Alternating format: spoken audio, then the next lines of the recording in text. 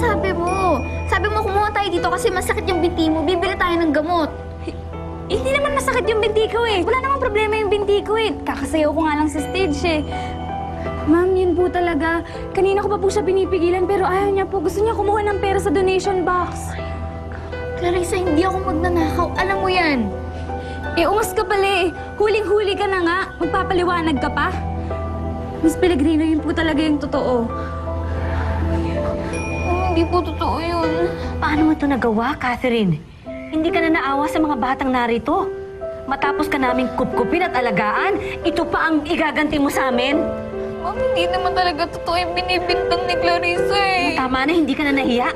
Hindi na bahali sa akin, kundi kay Mr. Fendebella, Catherine. Ang laki ng naitulong niya sa'yo, tapos pag nanakawan mo lamang siya. Hindi naman talaga ako magnanakaw eh. Anong hindi? Makakarating tong kalokohan mo kay Mr. Fendebella. Isusumbong kita, sasabihin ko sa kanya. Akin na yan. Hindi ka na nahiya, nakakahiya ka. Wala kang utang na loob.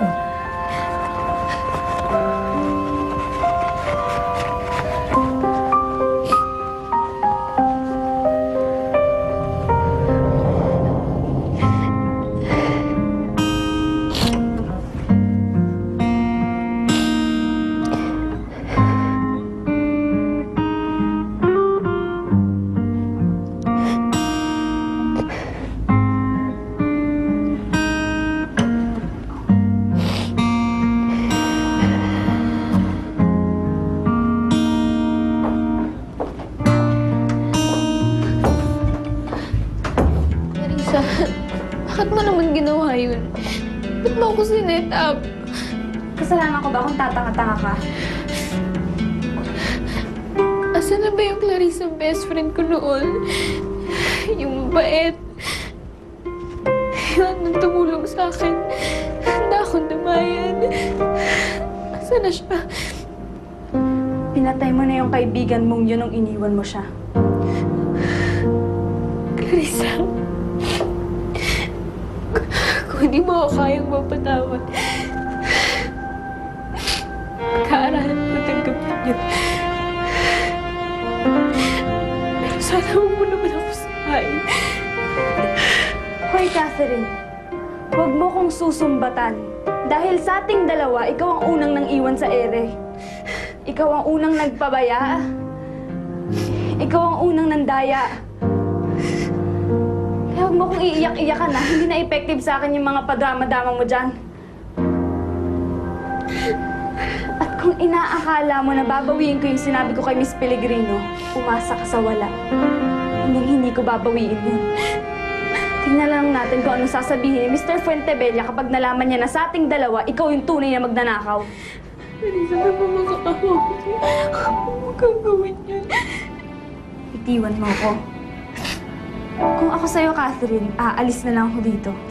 Nagpapakalayo-layo na ako. Kakapalan na lang ng mukha kung haharap ka pa kay Mr. Fuentebella pagkatapos ng atrasong ginawa mo.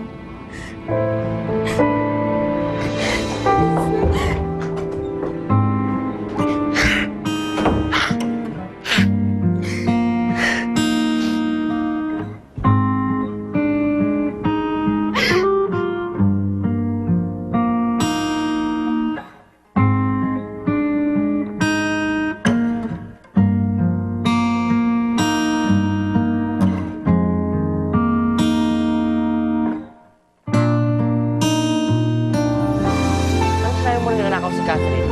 Imposible magawa niya yun. Sorry ka na lang.